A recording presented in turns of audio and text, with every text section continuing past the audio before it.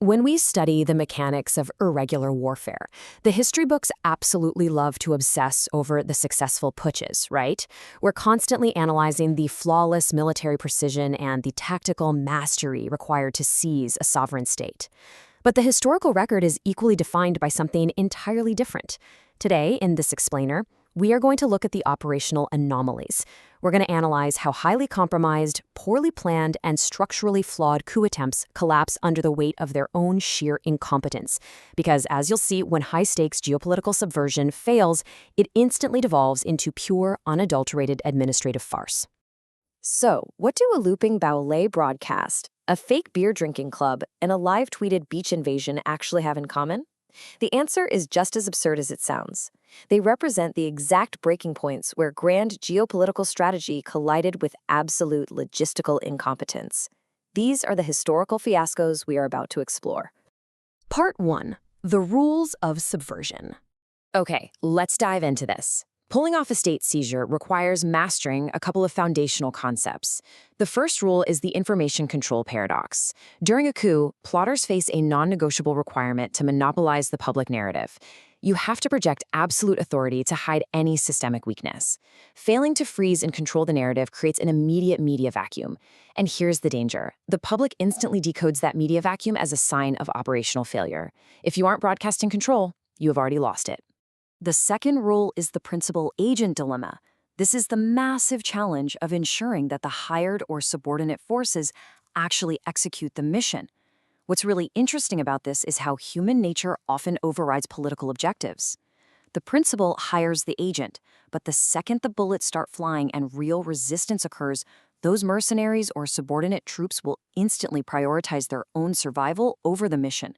The contract evaporates the exact moment the gunfire starts. Part 2. The Soviet Swan Lake of 1991. In August 1991, an elite group comprising the highest echelons of the Soviet military and the KGB attempted to halt the collapse of the Soviet Union. Let's clinically walk through their timeline to see exactly how fast things unraveled. At hour zero, they successfully surrounded Soviet President Mikhail Gorbachev at his dacha in Crimea, literally blocking his runway with tractors. A crude but effective start. But by hour 12, they make a fatal error. They completely forgot to arrest the newly elected Russian president, Boris Yeltsin. Even worse, they left him with fully functional international phone lines in the parliament building. By hour 24, they faced a massive information void, and their solution was to loop Tchaikovsky's Swan Lake on Soviet state television. By hour 48, the entire plot had completely collapsed. This comparison really highlights the sheer operational absurdity. On the left, we see standard operational doctrine, arrest the rival leader and broadcast clear, authoritative directives. On the right, we have the pathetic reality of what these supposedly fearsome KGB leaders actually did. Vice President Gennady Yanayev held a press conference where he was visibly trembling, his hairpiece was slipping, and he was reportedly heavily intoxicated. To pacify a skeptical public facing winter shortages, they issued a desperate decree promising every city dweller 1/3 of an acre of land to grow potatoes. When the tanks finally rolled into Moscow to project force, the public didn't flee in terror. Instead, civilians walked right up to the elite military units and handed the tank crews bread, sausages, and red carnations. The soldiers refused orders to storm the parliament. This total administrative and tactical failure didn't save the Soviet Union. It directly accelerated its formal dissolution. Part 3. The Beer Club Mercenaries of 1981. Let's move along and see how this builds. From the bureaucratic paralysis of the Soviet Union, we shift to an operation meticulously planned by hardened mercenaries, only to be undone by a single customs official.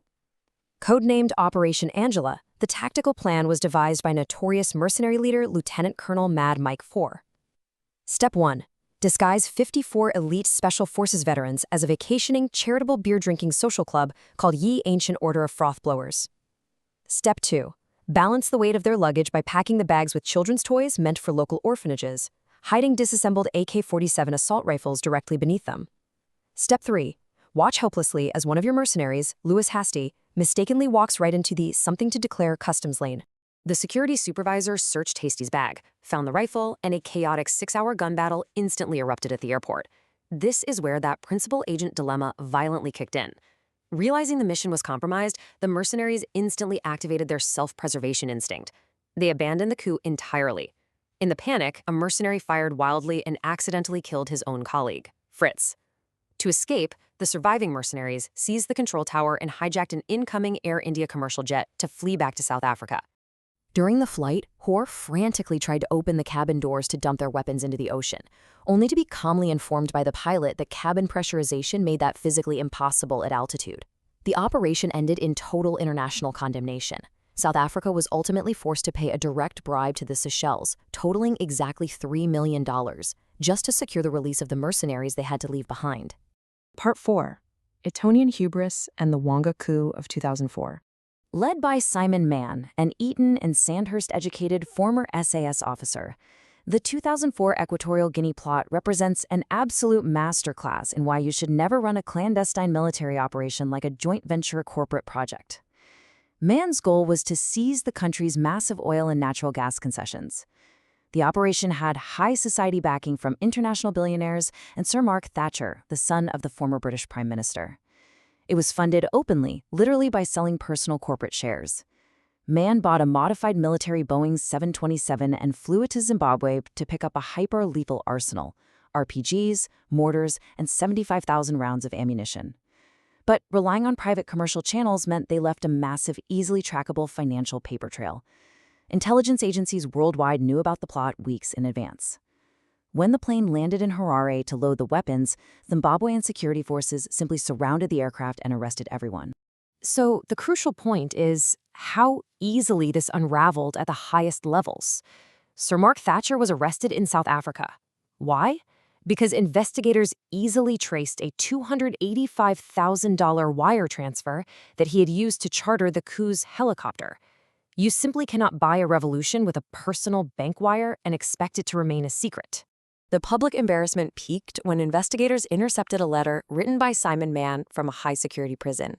The grand Etonian strategy ended with a desperate plea to Thatcher, using the prep school codename Scratcher, begging him for a large splodge of wonga, which is simply British slang for cash. Part 5.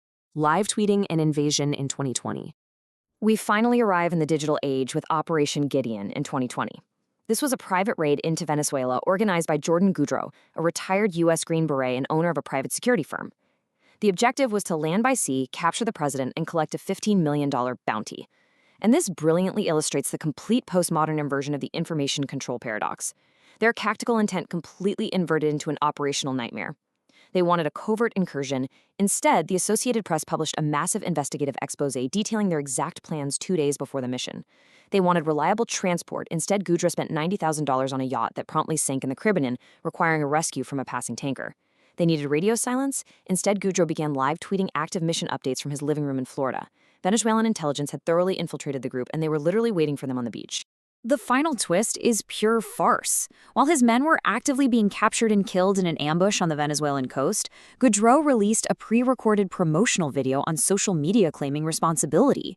He treated clandestine warfare like a corporate branding exercise. The Venezuelan regime broadcasted the captures on state television, mockingly labeling the absolute public relations disaster the Bay of Piglets. Part 6. The Grammar of Force.